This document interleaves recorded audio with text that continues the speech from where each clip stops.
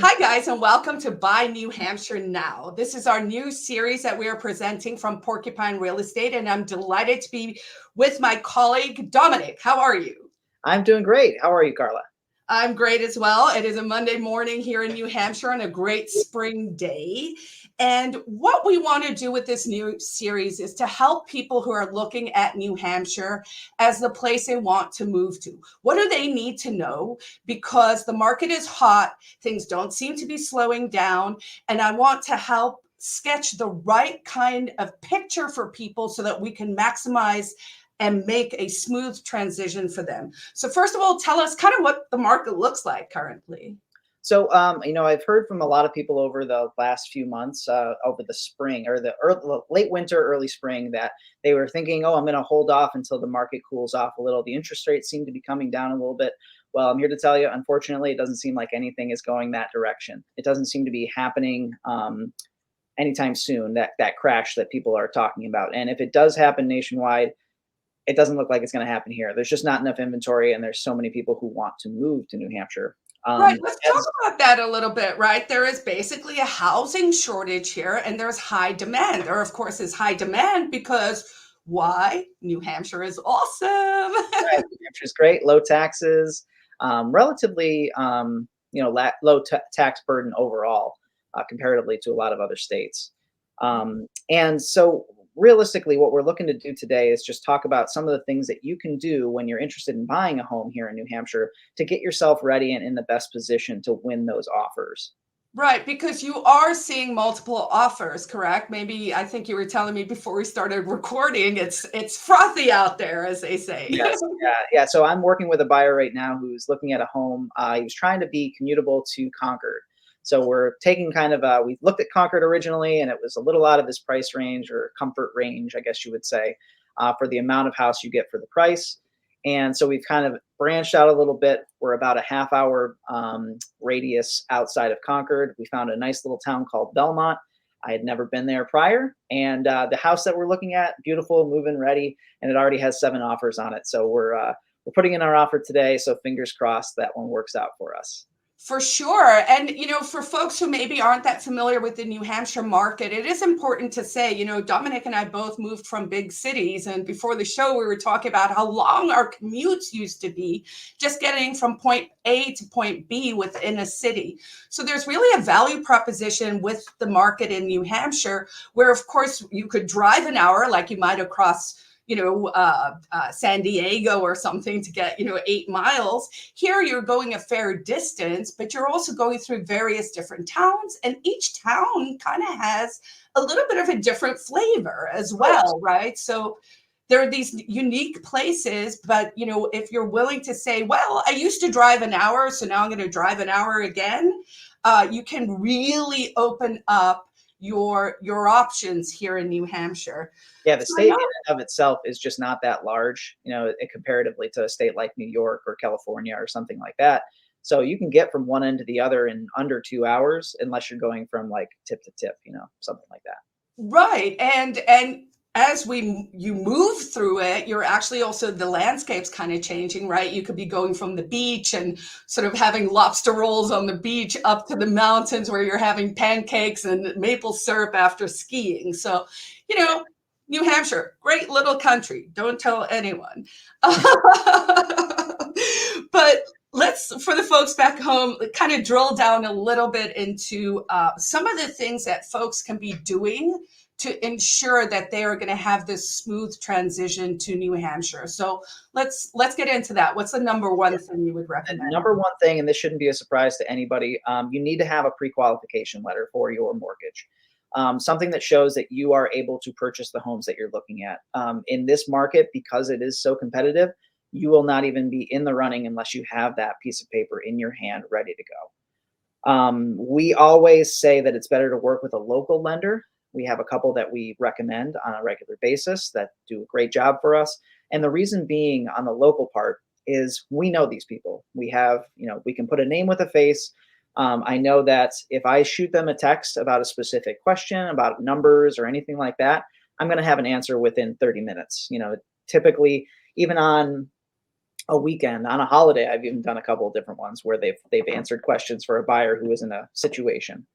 Um, Not to say that big lenders are going to be a bad option if that's your only choice, but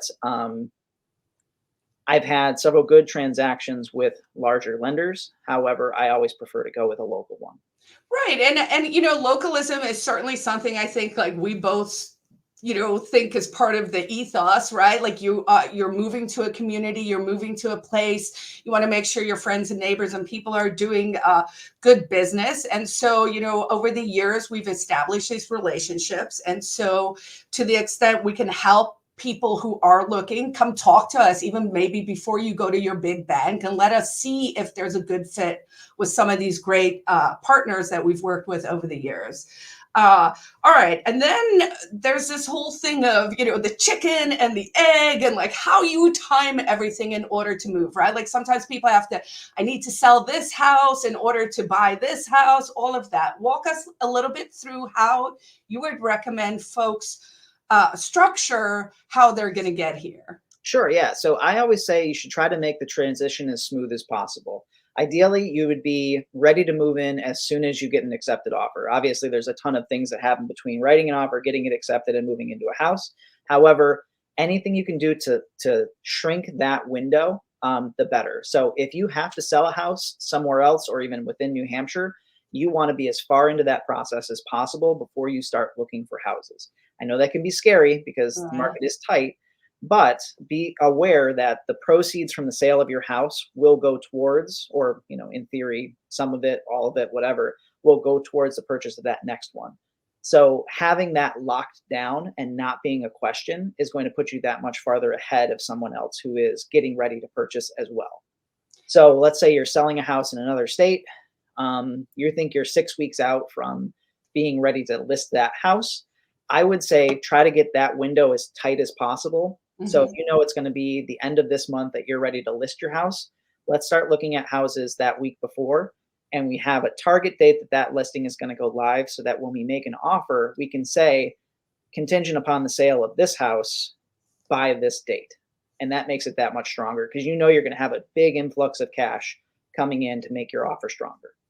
Right. And strong offers is where the game is right now because of how hot the market is, right? Like you really do want to be positioning yourself to be an attractive offer to that seller to sort of bump you at the top of that list if you're looking at, 7, 8 offers. I think one time you told me there were like 300 people showed up for one open house, Yep. And I moved from San Francisco and New York. These are not things that are unfamiliar to us. But we want to make sure that the people who appreciate the flavor and the quality of living here in New Hampshire get that bite at the apple, so that we have more people moving here who truly understand the live free or die ethos. So, and along those same lines, as far as like making it as smooth as possible, an ideal situation is if you do have to sell a house, get that taken care of and find a short-term rental here in New Hampshire so that you are positioned to move as quickly as possible. That might be uncomfortable for some people, especially if you have a lot of stuff, but we can, help you find a storage place that's not too far from your ideal location, and then get you into a short-term rental or even a long-term rental so you can rent and see the state while you're looking at places to potentially move. Right. And that is important because I've always said to clients, come if you can, come rent for a while or come visit a lot as you're looking at the process, so that you are going around the different parts of the state. From one town to another, not only does the tax rate actually really differ, and that's something people should always understand, you could significantly have a different sort of impact on your tax bill depending on where you choose to buy. But it just, I guess we can help people find Airbnbs if that's how they want to do it for a short-term rental, or they can talk to us or, our friends at Ledgeview Commercial to find a rental for that time, maybe up to a year, to decide, hey, this is the perfect town for my forever home. So there really is sort of options, right? And then tell us a little bit about cash offers. Well, cash is always king. I mean, that's really what it comes down to. And you might say, well, I don't understand what the difference is. The person who's getting the sale is going to get the money at the end of the process either way, if it's a mortgage or if it's a cash offer. Well, yes and no. They will get that money because they do get the payout from the mortgage company that pays off theirs. However, a cash offer is less contingent. So there's nobody that's saying yes or no other than the person giving the cash to the person selling their home. So cash always does win out. I would say 9 times out of 10. Pretty much anytime we're putting in an offer, and I know that there's like this one in particular that's got the 7 offers. My first question is, are we competing against cash? And the Mm. answer was no. So we're like, okay, let's give it a try. We have a fair fight on our hands, as we like to say. Exactly, exactly. All right. So, anything else you think we should know for this inaugural episode of Buy New Hampshire Now, which we'll be doing on a regular basis to really try and help people structure things in a way to put them in the most successful position to come here and to have a great experience as they launch their lives in New I Hampshire? think the key thing is to remember that every situation is going to be different. And one of the things that we bring to the table as a real estate agent representing you as a buyer is that we can talk about that specific situation and kind of custom, change our approach on the offers based on what you're comfortable with, your level of comfort, and where we're able to help you gauge how aggressively we can go after these places.